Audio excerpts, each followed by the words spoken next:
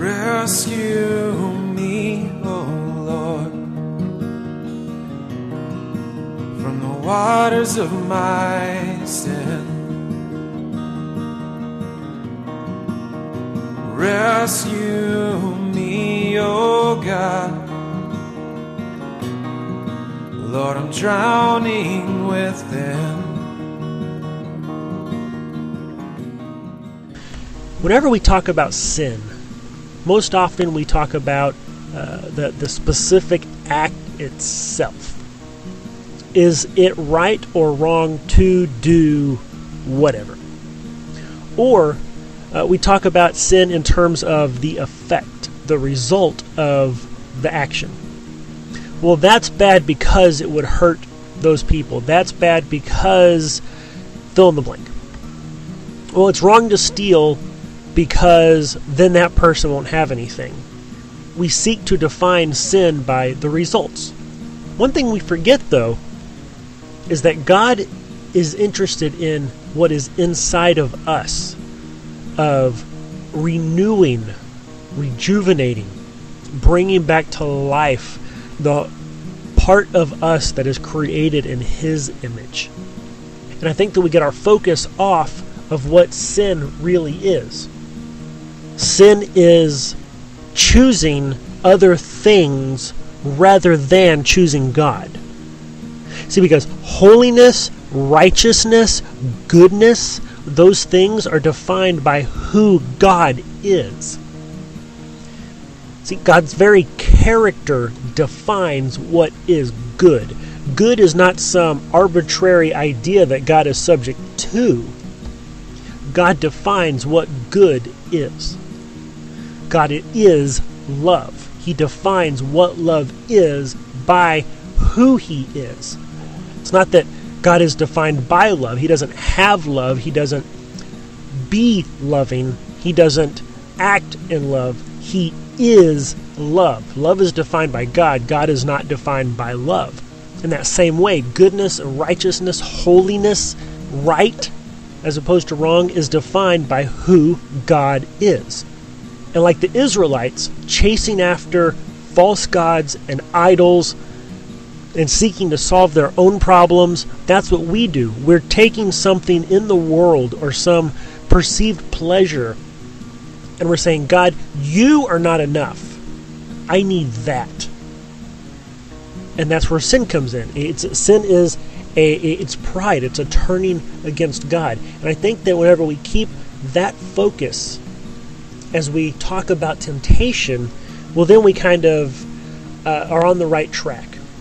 So keeping that in mind, what we're talking about in James chapter 1, focusing on temptation, and I could camp out on that passage for weeks. But I think the core of what James is getting at is the source of the temptation. The source of where that comes from that draws us away to go and sin. First thing is it is internal. What we need to understand is that the key component to sin is inside of us. And we cannot turn to outside forces and try to place blame. That's what Adam and Eve did. When God asked them, did you eat the fruit? Adam's first response was to blame Eve and blame God. It's the woman that you gave me.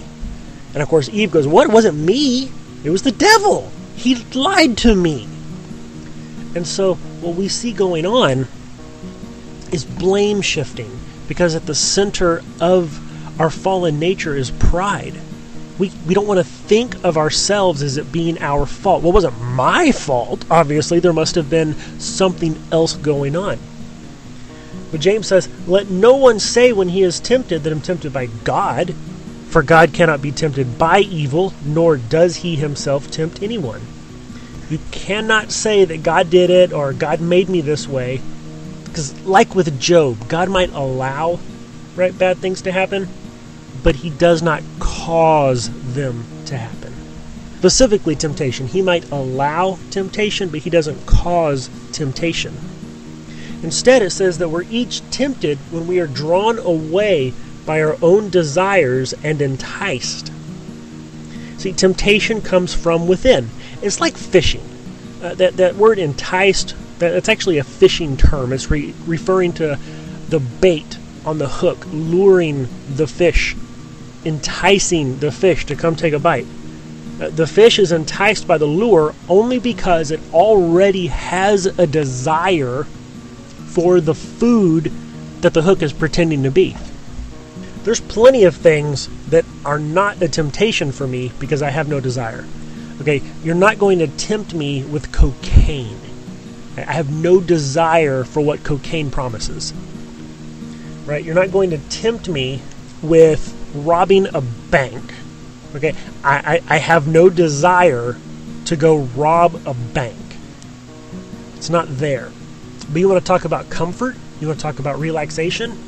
Oh, I have desire for those things. So procrastination, laziness, okay, those are tempting for me. Why? Because it originates inside of me. The desire is inside. In verse 15, it says that when desire has conceived, it gives birth to sin. Right, giving into that desire, that's what leads to sin. That's the fisherman setting that hook. You know, when the fish starts to take the bite and you yank on it and it gets that hook and they're hooked. That's it, you got them.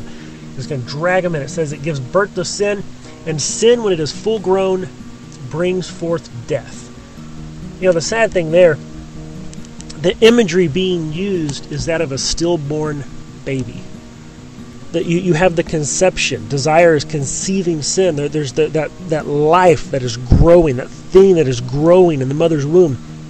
And whenever it is fully grown, it gives birth, and you're expecting this pleasure, this joy, this fulfillment, but it's not there. Instead, it's dead. It's empty. And that is just a tragic visual. But that is the extent to which sin is so damaging. It's dead. It's nothingness. Whatever it was promising did not give us what we thought we were going to get.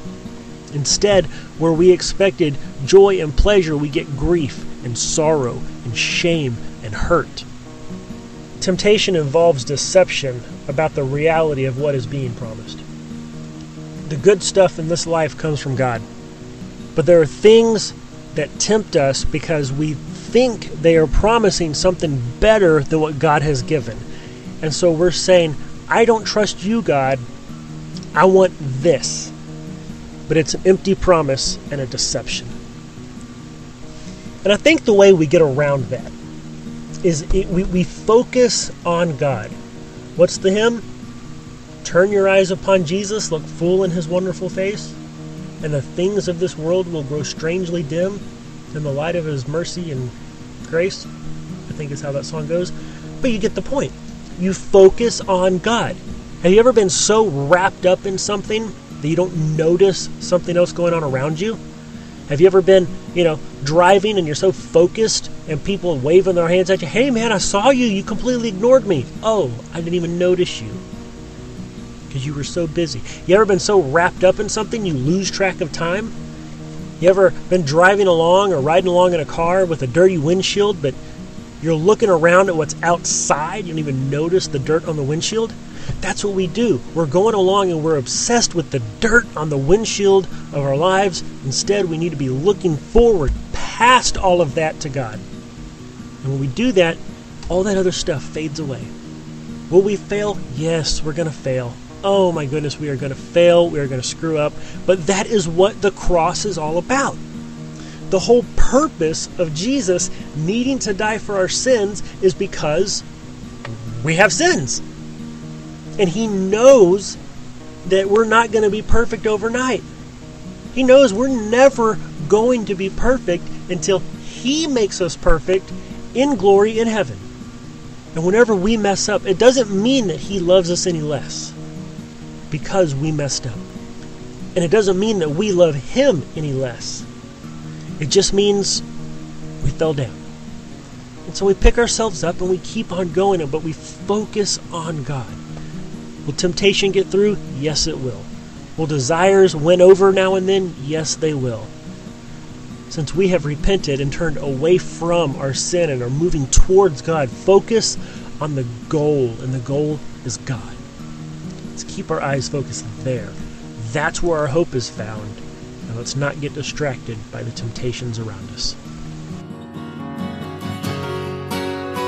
Pour out your love, oh God. Send it down like rain. Pour out your grace and then let us all praise your name.